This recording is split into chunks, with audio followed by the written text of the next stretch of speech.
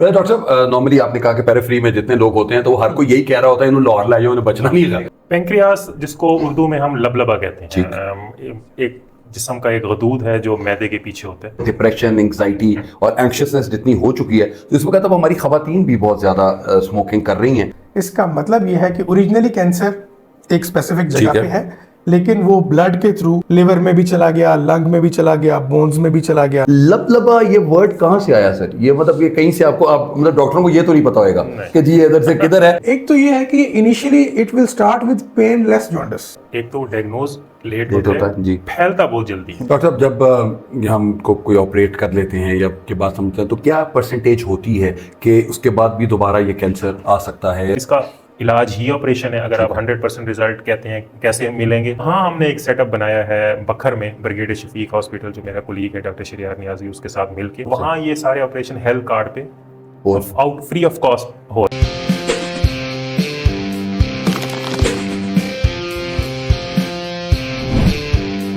अस्सलाम वालेकुम जी, सर्जन कोई कोई के सेट से मैं हसीब खान आपकी खिदमत में हाजिर हूँ और मेरे साथ डॉक्टर अहमद है और डॉक्टर वजाहत हैं और हम बात कर रहे हैं, जो हमारा इस वक्त टॉपिक चल रहा है वो मोस्टली कैंसर्स का है और उनके साथ साथ हमारे लिए जो सबसे ज़्यादा इंपॉर्टेंट चीज़ है आज का जो टॉपिक है वो है जी पेनक्रियास कैंसर। अब हमने ये देखना है कि इस कैंसर की क्या कॉजेज़ हैं और इससे होता क्या है। So over to you doctor साहब। सबसे पहले तो ये पेनक्रियास कैंसर जो है ये असल में है क्या, ये हमारे नाजरीन को बता दें और उसके बाद फिर इसके सिम्टम्स के ऊपर फिर बाद में आते हैं। Thank you so much Haseeb साहब और डॉक्टर वजाहत की मुझे इनवाइट किया आप लोगों ने। पेंक्रियास जिसको उर्दू में हम लबलबा कहते हैं, एक जिस्म का एक गदूद है जो मैदे के पीछे होता है और ये गदूद जो है आम आदमी के लिए इतना है कि ये शुगर को कंट्रोल करता है। हमारे जिस्म में जो डायबिटिक पीपल होते हैं उनमें उनको शुगर को कंट्रोल करता है। तो इसमें कैंसर बहुत कॉमन होता जा रहा है वक्त के साथ। पहले शायद इतना ना हो, लेकिन इस कैंसर का प्रॉब्लम सबसे बड़ा ये है कि ये पता नहीं चलता इसका कि ये कैंसर, और ऐसी स्टेज पे जाके पता चलता है कि जब वो ऑपरेशन के काबिल आप कह लेंगे वो नहीं होता, कि उसमें हम पेशेंट को रिजेक्ट कर देते हैं। लेकिन जैसे जैसे अब न्यू इन्वेस्टिगेशंस, एक अच्छे सीटी स्कैन्स और ट्रीटमेंट ऑप्शन ज़्यादा आते जा रहे हैं तो ये हमें ज़्यादा पता चलने लग गया है और हम इसको हम अर्ली स्टेजेस पे डायग्नोज करना शुरू कर दिया है इसको। अब तो कॉज आप अगर आप पूछेंगे कि पेंक्रियास के या लबलबे के कैंसर की कॉज क्या है, तो सबसे बड़ा अच्छा सॉरी आपकी बात, लबलबा ये वर्ड कहाँ से आया सर? ये मतलब ये कहीं से आपको आप मतलब डॉक्टरों को ये तो नहीं पता होगा कि जी इधर से किधर है। इसके ऊपर डॉक्टर साहब मेरा ख्याल है कि हम कोई लुगत लेकर आनी पड़ेगी कि जो हमें ऊपर हम पहले रिसर्च करते हैं फिर एक पूरा प्रोग्राम। हाँ, कि लबलबे पे जी आपको प्रोग्राम के लिए इनकी जो ओरिजिन है वो कहाँ से हुआ उसके बारे में बाद में बात करेंगे। जी डॉक्टर साहब, कि यहाँ पर जो सिम्टम्स के ऊपर है, कॉजेज इसकी क्या है? कॉजेज, अब इसकी ऐसी कॉजेज हैं कि कोई 100% कोई कॉज नहीं है। जिस तरह आप ये कह सकते हैं ना कि लिवर की वजह से ये हुआ, हाँ, ऐसी कोई कॉज नहीं है। अब ये जेनेटिक भी हो सकता है, फैमिली में रन भी करता है। ठीक है। फिर जो एक एसोसिएशन जो इसकी पाई गई है वो सिगरेट स्मोकिंग के साथ पाई गई है। सिगरेट स्मोकिंग की जैसे बहुत सारे जिस्म के ऑर्गन्स के कैंसर हैं, तो पेंक्रियाटिक कैंसर के साथ इसकी बहुत बड़ी एसोसिएशन पाई गई है। ये सारी रिसर्चेस हैं बेसिकली कि जिन मरीजों में कैंसर पाया गया उन पे रिसर्च हुई तो मोस्टली ने यही बताया कि हम सिगरेट पीते थे। अच्छा डॉक्टर साहब, एक अभी आप देखें कि पिछले ज़माने में, पिछली सदी में ज़्यादातर मर्दों में ये था कि मर्द सिगरेट पीते थे, और लेकिन अब वो डिप्रेशन, एंग्जाइटी और एंग्शियसनेस जितनी हो चुकी है तो इस वक्त अब हमारी खवातीन भी बहुत ज़्यादा स्मोकिंग कर रही हैं। तो उनके हिसाब से अब ये जो परसेंटेज है ये इक्वल है या प्लस माइनस है इसके अंदर? ये ऑलमोस्ट इक्वल ही है। अगर आप बात करें तो आप ये समझ लें कि 1.5% इन मेल्स और 1% इन फीमेल्स, ऑलमोस्ट इक्वल ही है, क्योंकि कॉजेटिव फैक्टर्स अब डिस्ट्रीब्यूट होते जा रहे हैं मेल और फीमेल्स दोनों में। डॉक्टर साहब, ये जब कैंसर का जो हम आते हैं और लोगों को किस तरह से फील होता है, वो क्या ऐसे अवामिल हैं जिनसे पता लगता है कि हाँ मतलब हमें डॉक्टर के पास जाना चाहिए? दो जो मेन फैक्टर्स हैं जिस कंप्लेन के साथ पेशेंट आ रहा होता है और जब हम इन्वेस्टिगेट करते हैं तो पता चलता है वो कैंसर है, वो दो चीज़ें हैं सर। एक है जॉन्डिस, ठीक, यरकान, ठीक, और दूसरी है पेन। अनफॉर्चुनेटली अच्छा, पेन किस, बॉडी पेन या पेट में पेन? अच्छा, सिर्फ ऊपर वाले हिस्से में मैदे के पीछे इधर पेन होना। अनफॉर्चुनेटली अगर कोई पेशेंट पेंक्रियाटिक कैंसर का पेन के साथ आ रहा है तो उसके अंदर ज़्यादातर चांसेस इस चीज़ के हैं कि वो कैंसर लोकली एडवांस्ड हो चुका है। ठीक। जो उस सराउंडिंग में, पेंक्रियाज के सराउंडिंग के अंदर जो नर्व्स हैं उसको उसने इन्वेड कर लिया है, उस तक वो फैल गया है। ठीक। और फिर आमतौर पे लोकली एडवांस्ड कैंसर्स या फिर मेटास्टैटिक कैंसर्स, उनके अंदर सर्जिकली बहुत कुछ नहीं किया जा सकता। तो अच्छा, जिस ये तरह सर- डॉक्टर अहमद अमार ने कहा कि आमतौर पे लेट प्रेजेंट करते हैं। ठीक। आपने एक वर्ड बोला मेटास्टैटिक, तो इसका क्या मतलब है? मेरे जैसे जो अनपढ़ लोग हैं उनको भी सर बता दीजिए कि ये क्या होता है। मेटास्टेसिस ये ठीक एक है। वर्ड है, इससे निकला है मेटास्टैटिक। इसका मतलब ये है कि ओरिजिनली कैंसर एक स्पेसिफिक जगह ठीक है। पे है, लेकिन वो ब्लड के थ्रू और बाकी बाकी जगहों- लिम्फेटिक्स के थ्रू लिवर में भी चला गया, लंग में भी चला गया, बोन्स में भी चला गया, वो अनयूजुअल जगह पे चला गया जो कि ओरिजिनली उस कैंसर की जगह नहीं नहीं है, है। ठीक मतलब है। उसके डिपॉजिट्स जो हैं वो बाकी जगहों पे डिफरेंट भी जगहों नजर पे जाके आते हैं। फैल गए। ठीक। डॉक्टर साहब, अगर हमें कोई एक मरीज मिलता है इन दो सिम्टम्स के साथ, तो हम कहते हैं कि जी हमने उसका इलाज करना है, और उसका इलाज मेडिकेशन से होता है या इसमें सर्जरी ही होती है फिर? देखिए, अगर पेंक्रियाटिक कैंसर उसको डायग्नोज हो गया जी। अब प्रॉब्लम हमारे सेटअप में ये है कि पेंक्रियाटिक कैंसर की डायग्नोसिस ही नहीं होती। ठीक। जिस तरह होता है ना कि एक बीमारी होती है और डॉक्टर के पास जाता है, डॉक्टर कहता है आपको हर्निया है, आपको ठीक है, पित्ते हाँ। में पथरी है, आप इसका इलाज करें। द थिंग इज कि पेंक्रियाटिक कैंसर डायग्नोज ही नहीं होता। हमारे पेरिफेरी में इस मरीज जाता है डॉक्टर के पास, कहते हैं मुझे यरकान है, पेट में दर्द है, जी आप पेन किलर्स ले लें, आप अल्ट्रासाउंड तक भी बात बहुत मुश्किलों से जाती है। ठीक है। आप पेन किलर्स ले लें, मैदे की कैप्सूल ले लें, ठीक हो जाएगा। वो ले लेता है, ठीक हो भी जाता है, मरीज भी भूल जाता है, डॉक्टर भी भूल जाता है।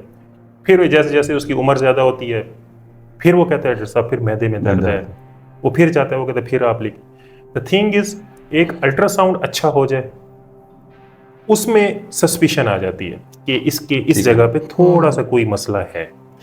फिर उसको बिल्कुल भी, अगर उस स्टेज पे पता चल गया, फिर उसको बिल्कुल भी रिजेक्ट, वो इग्नोर नहीं करना चाहिए। उसके पास सीटी स्कैन है, कैंसर के टेस्ट हैं, ब्लड टेस्ट हैं तो उस प्रोसेस में पेशेंट को लगाना चाहिए। ये उसके लिए बेहतरी है कि वो अर्ली डायग्नोज हो जाए। इन्हीं चीज़ों के ट्यूमर मार्कर्स हैं जिसमें CA19-9 है, CA125 है, ब्लड टेस्ट हैं बेसिकली, ठीक है। तो ये करवाने चाहिए। और अल्ट्रासाउंड और सीटी स्कैन ये मस्ट है इस काम के लिए। ठीक। इसमें मैं थोड़ा सा एक चीज ऐड करना चाहूंगा। इसके लेट डायग्नोज होने के अंदर ना मल्टीपल फैक्टर्स हैं। ठीक है। एक तो ये है कि initially it will start with painless jaundice. मरीज ठीक को यरकान होगा लेकिन उसको दर्द कोई नहीं होगी, ठीक है। तो वो उस यरकान को इसी तरीका से लेते हैं जिस तरह हमारा नॉर्मली एक्यूट वायरल हेपेटाइटिस है कि जी यरकान हुआ, 2 हफ्ते बाद खुद ही ठीक हो गया, लेकिन ये यरकान प्रोग्रेसिवली बढ़ता जाएगा। ठीक। अब वही डॉक्टर अहमद अमार वाली बात कि यरकान हुआ मरीज को, वो गया किसी डॉक्टर के पास, किसी दम वाले के पास, और वो चीज़ प्रोलॉन्ग हो गई। Yes. और अल्टीमेटली जब ये पेनलेस जॉन्डिस पेनफुल हो जाता है तो उसका मतलब होता है कि कुछ डिजीज फैल गई है। एक चीज़। दूसरी चीज़ ये है कि जो पेंक्रियाज की लोकेशन है वो बिल्कुल बॉडी में पीछे रीढ़ की हड्डी के सामने पड़ा होता है। मतलब उसके आगे मैदा पड़ा है, छोटी आंत पड़ी है, लिवर का कुछ हिस्सा पड़ा है।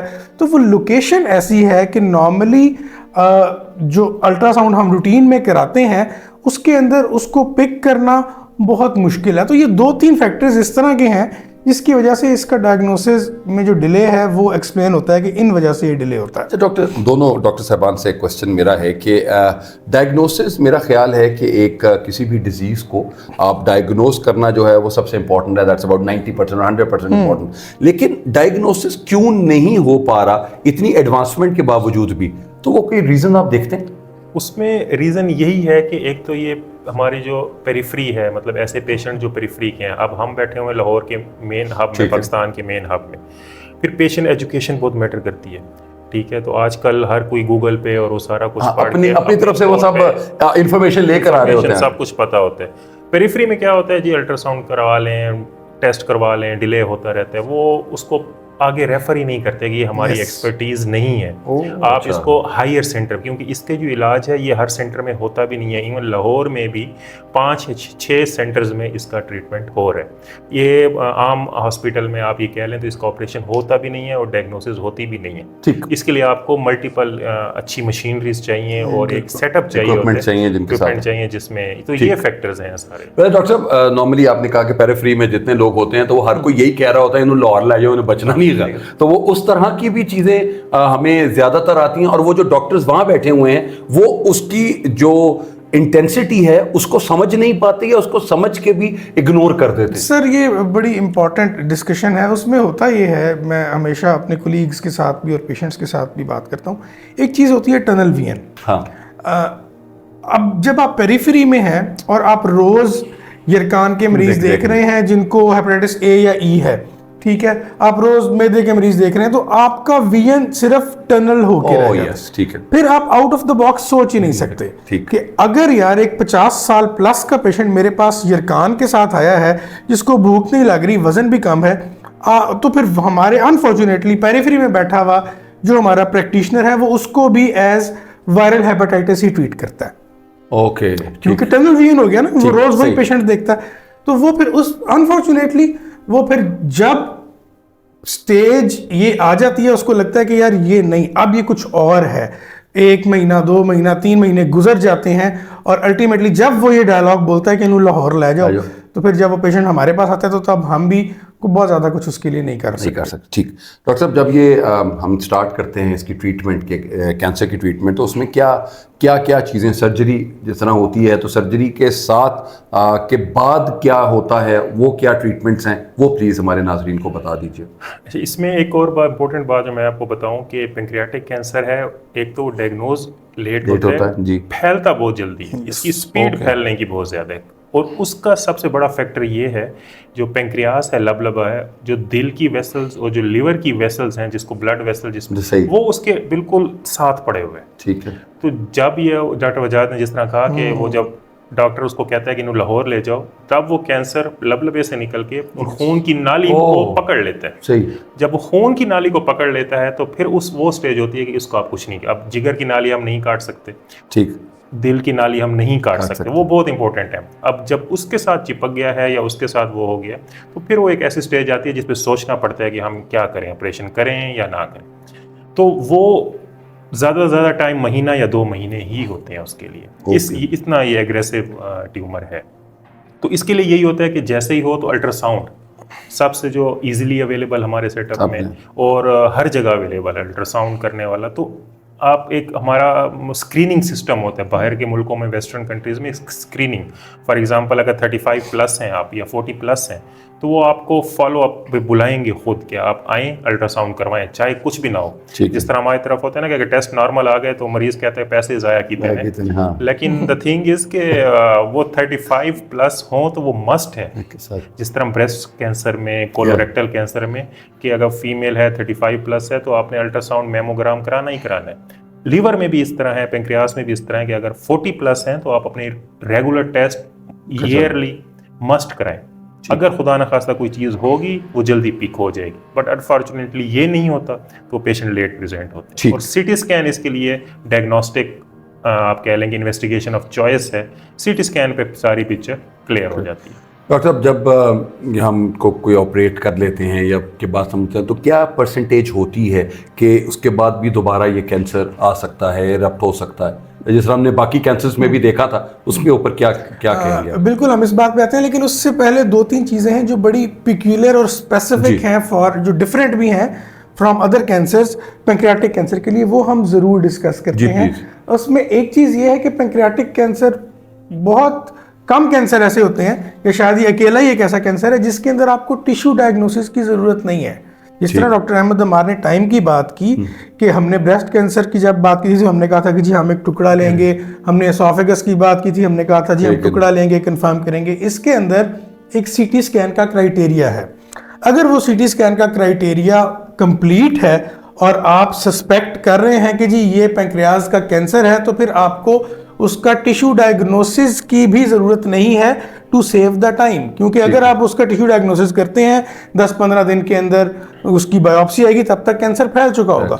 तो ये एक ऐसा कैंसर है कि जब आपको सीटी स्कैन पे पिक हो जाए तो फिर आपको, और अगर आपकी ऑपरेशन के क्राइटेरिया पे मरीज पूरा उतरता है तो आप उसको as early as possible surgery की तरफ ले जाएं। एक चीज, अच्छा एक और मैं इसमें एक आप रोकूंगा, ऑपरेशन का क्राइटेरिया क्या होता है? जी बिल्कुल, ऑपरेशन का क्राइटेरिया, इसके अंदर 2 चीजें हैं जो बताना बहुत जरूरी है।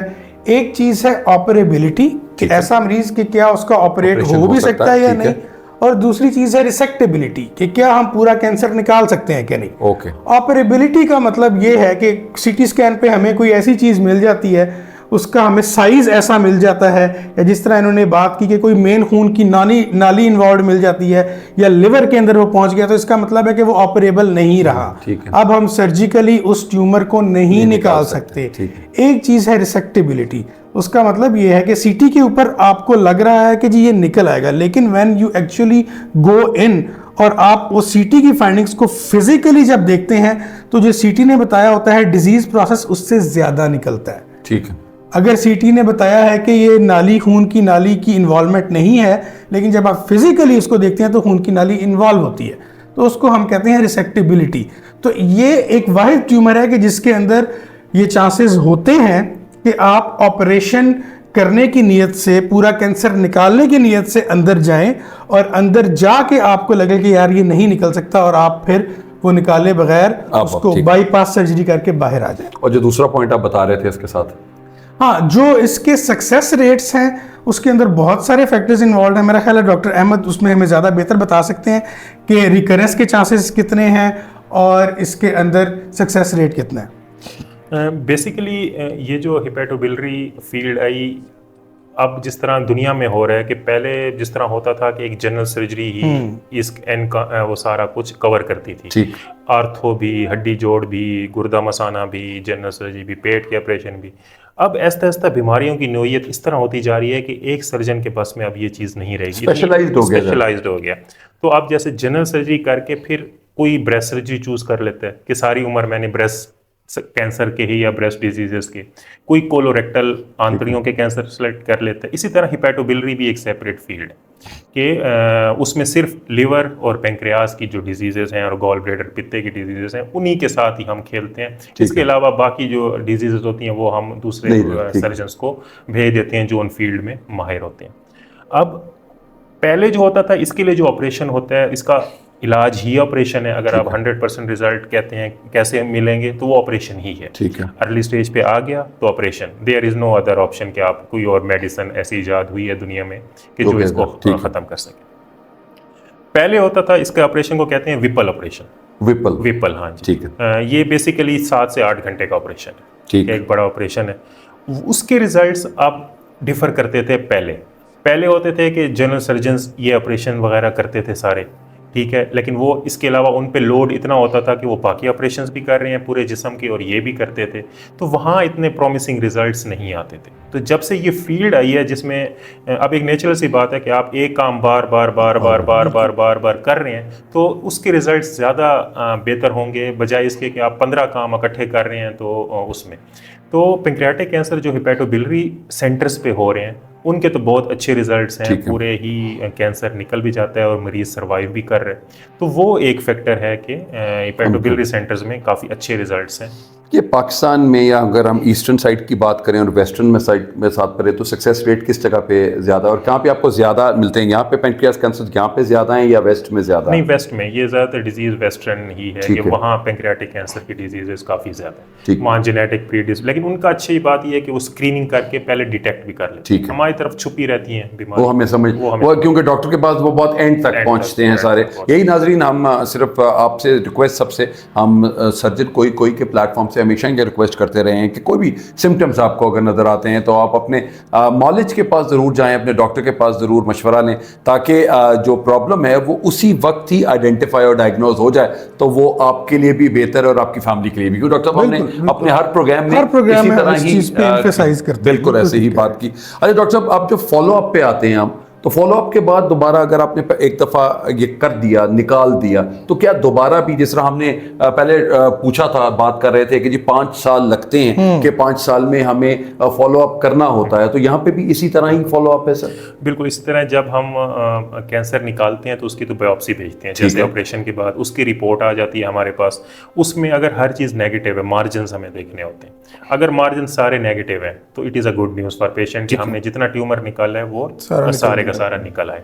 स्टिल उसका 2 ईयर का फॉलो अप होता है। उसमें ये होता है कि एवरी 6 मंथली आपने CT स्कैन और ट्यूमर मार्कर 1-2 ब्लड टेस्ट हैं वो मस्ट करवाने होते हैं और इसी को फॉलो अप में रखना होता है। तो पहले 2 साल 6-6 महीने and then for next 3 years साल में 1 दफ़ा CT स्कैन, तो 5 ईयर का फॉलो अप इसमें भी लागू होता है। ठीक, उसमें एक बात मैं ज़रूर ऐड करना चाहूँगा, हर बीमारी के ना कुछ अपने एट्रीब्यूट्स होते हैं। ब्रेस्ट कैंसर के अंदर अनफॉर्चुनेटली रिकरेंस होने का एक बहुत ज़्यादा है कि ये दोबारा हो जाएगा। जब हम पेंक्रियास की बात करते हैं तो उसमें रिकरेंस हमारे लिए परेशानी की बात नहीं है। उसमें जो हमारे लिए परेशानी की चीज़ है that is operability and resectability. Okay, जो आपने बताया, यस, और वो डिपेंड करती है टाइम के साथ। सही। तो नॉर्मली एक दफ़ा अगर बीमारी पूरी निकल गई है तो फिर इसके रेट्स जिस तरह उन्होंने बताया अच्छे वॉल्यूम सेंटर्स में, हेपेटोबिलिटी सेंटर्स में बहुत अच्छे रिजल्ट। अच्छा डॉक्टर साहब, लास्ट में अगर आप कहें कि जी the final words for our audience इस पैनक्रियाटिक कैंसर के बारे में, तो क्या होंगे वो, उनके बारे में आप बता दीजिए, your last words. The thing is के पेंक्रियाटिक कैंसर की एक तो अर्ली डायग्नोसिस, वो मैं बार बार यही बात कर रहा हूँ। दूसरी बात है कि इसका इलाज थोड़ा महंगा है। तकरीबन आपके अगर एक ऑपरेशन की बात करें तो वो तकरीबन 9 लाख 10 लाख तक एक ऑपरेशन की कॉस्ट आ जाती है। दूसरी बात यह है कि लाहौर में या बड़े सेंटर में या बड़े शहर में तो ये चीज़ें पिक हो जाएंगी। जो पेरिफरी में बैठे हुए हैं हमारे कोलीग्स, हमारे प्रैक्टिशनर, जो गैस्ट्रोएंट्रोलॉजिस्ट का बड़ा रोल आता है इसमें, तो उनसे भी ये रिक्वेस्ट होती है कि आप जैसे ही अगर ऐसे आपको पास कोई पेशेंट आया जिसकी आप एंडोस्कोपी कर रहे हैं तो आपको सस्पिशियस होता है तो वो ज़रूर रेफ़र किया करें किसी हायर सेंटर के लिए या स्पेशलाइज सर्जन के पास कि ताकि उसकी अर्ली डायग्नोसिस हो सके। और आपको एक और बात मैं ये बता दूं कि इन्हीं मसलों के लिए, इन्हीं प्रॉब्लम्स के को काउंटर करने के लिए मैं ट्वाइस वीकली या महीने में 2 या 3 दफ़ा बखर, जो एक साउथ पंजाब का शहर है, वहाँ मैं जाता हूँ। ठीक है। वहाँ ये केसेस उस एरिया में जो डी खान, डेरा इस्माइल खान, वजीरिस्तान, झंग, बखर, वहाँ के लोगों की कैपेसिटी, पेइंग कैपेसिटी इतनी नहीं है, तो वो लोग क्या करते हैं, लिंगर ऑन करते रहते हैं, लिंगर ऑन करते। तो वहाँ हमने एक सेटअप बनाया है बखर में, ब्रिगेड शफीक हॉस्पिटल, जो मेरा कोलीग है डॉक्टर शरियार नियाजी, उसके साथ मिलके तो ये ऑपरेशन करने मैं वहाँ भी जाता हूँ। वहाँ ये सारे ऑपरेशन हेल्थ कार्ड पे आउट फ्री ऑफ कॉस्ट हो रहे हैं, जस्ट टू मेक श्योर कि ये पेशेंट ख्वार ना हो, कॉस्ट की वजह से कहीं बाहर सोचें कि मैं कॉस्ट नहीं अफोर्ड कर सकता। सेम सिनेरियो हमने अब जब से मैंने ये Azra Naheed medical college superior university join किया तो ये सारा सेटअप हमने यहाँ भी बनाया है। और यहाँ हम रेगुलर यही विपल ऑपरेशन, जो पेंक्रियाटिक कैंसर्स के ऑपरेशन है, हम रेगुलर कर लें और हेल्थ कार्ड पे कर रहे हैं। तो ऐसे, और लाहौर में किसी जगह ये फैसिलिटी अवेलेबल हेल्थ कार्ड पे नहीं है। तो ऐसे पेशेंट से और ऐसे सारों मेरे कोलीग से और पेशेंट से है कि अगर आप अफोर्डेबिलिटी के इश्यूज़ हैं कि जिसकी वजह से आप सोच रहे हैं कि हम कहाँ से ही पैसे अरेंज करें, तो वो कांटेक्ट कर सकते हैं और ये सारे ऑपरेशन हम बाकायदगी, इवन अभी लास्ट वीक मैंने 2 पेंक्रियाटिक कैंसर ऑपरेट किए हैं। अभी भी पेशेंट एडमिट है, इंशाल्लाह कल परसों वो डिस्चार्ज हो जाएंगे, वो भी free of cost health card पे ही हुए। बट द थिंग इज़, एक आपके घर के या उसमें बड़े की जान बचाई जा सकती है, आप उम्मीद छोड़ के ना बैठें। Thank you very much doctor साहब, आपका बहुत शुक्रिया। और जिस तरह अभी डॉक्टर साहब ने बात की कि हमारे लिए सबसे ज़्यादा इम्पॉर्टेंट जो है वो मरीज़ हैं और उसका उनका डायग्नोज है, तो हमारे लिए हम जिस तरह अगर डॉक्टर अहमद बात कर रहे हैं कि हम बकर तक भी जा रहे हैं लोगों को फैसिलिटेट करने के लिए, तो इसी तरह बाकी डॉक्टर्स भी आपके आसपास वो होंगे जो कि आपको सही डायग्नोज दे सकते हैं। और उन्होंने अभी सुपीरियर यूनिवर्सिटी अजरा नहीद मेडिकल कॉलेज की बात की है, Chaudhary Mohammad Akram centre for teaching hospital जो है हमारा, उनमें भी हम वहाँ पे भी ये हेल्थ कार्ड के थ्रू ये तमाम चीज़ें जो हैं वो फैसिलिटेशन चल रही है। सो इट्स वेरी इम्पॉर्टेंट कि हम किस तरीके से पहली चीज़ जो दोनों डॉक्टर साहिबान ने आपको बताई है वो डायग्नोसिस है और उसको सही तरीके से उसकी तशखीस होना लाजमी है। तो आई होप कि इस प्रोग्राम में जितने भी पॉइंट्स बताए गए वो आप अपने जहन नशीन आप कर चुके होंगे और आपके कोई प्यारे जो आसपास कोई अगर चाहने वाले हैं जिनको ये सिम्टम्स आपको नज़र आ रहे हैं, तो उनको बस सिर्फ एक ही बात कहनी है कि अपने डॉक्टर के पास आप चले जाएँ ताकि आपका सही डायग्नोसिस हो सके। सो डॉक्टर साहब आपका बहुत शुक्रिया, डॉक्टर वजाहत बहुत शुक्रिया आपका। इंशाल्लाह सर्जन कोई के सेट से आपकी खिदमत में दोबारा हाजिर होंगे। अपना बहुत ख्याल रखिएगा। पाकिस्तान जिंदाबाद।